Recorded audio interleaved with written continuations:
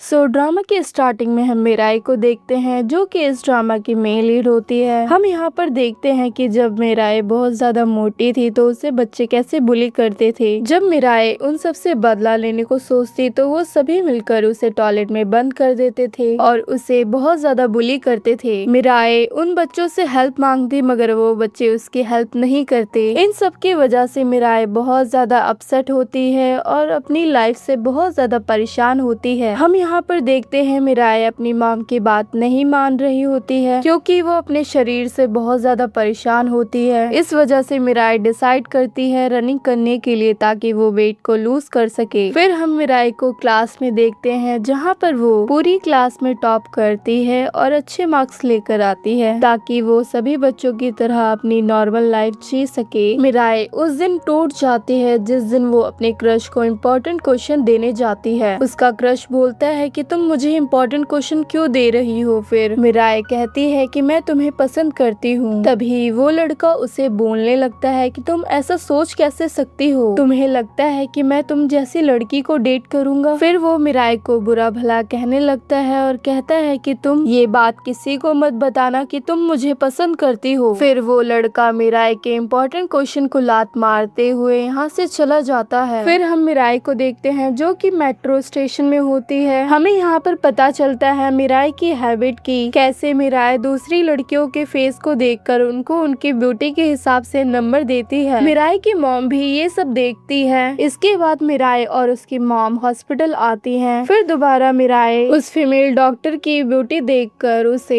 83 out of 100 देती है। इसके बाद मिराई की मॉम दूसरे डॉक्टर से मिलने आती है क्योंकि मिराई की फेस की सर्जरी करने के लिए। हमें इससे पता चलता है कि कोरिया में ब्यूटी कितना इम्पोर्टेंट है।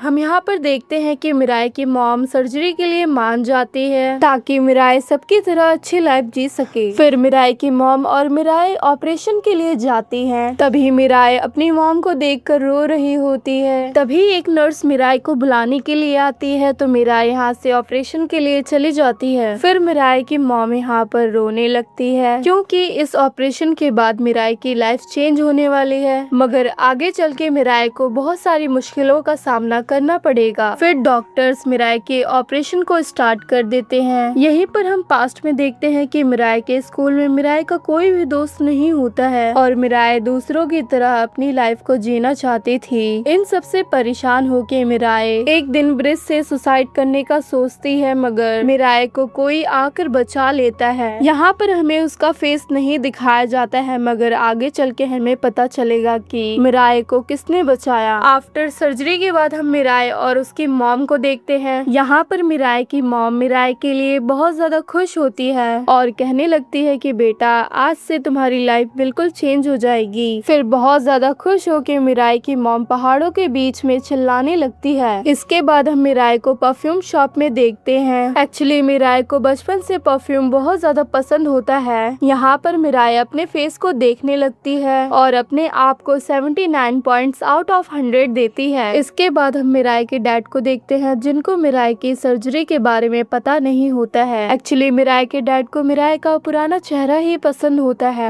इसके बाद हम मिराई को देखते हैं जिसका कॉलेज में फर्स्ट डे होता है। तभी यहाँ पर मिराई की एलिमेंट्री स्कूल की एक फ्रेंड आती है। ऑफ कोर्स मिराई के बारे में इसे पता होता है। एक्चुअली इन दोनों का डिपार्टमेंट इस कॉलेज में अलग अलग होता है। इसके बाद ये दोनों मिलकर बहुत सारे फोटो को क्लिक करते हैं। फिर दोनों अपने अपने डिपार्टमेंट को ढूंढने के लिए जाते हैं। मिराई देखती है कि सभी लोग उसे घूर रहे होते हैं। तभी एक लड़का मिराई का नंबर मांगने आता है मगर मिराई उसे मना कर देती है। फिर मिराई ये सब देखकर बहुत ज्यादा खुश होने लगती है। फिर तभी ये पार्ट यहीं पर एंड होता है। मिलते हैं नेक्स्ट पार्ट के साथ।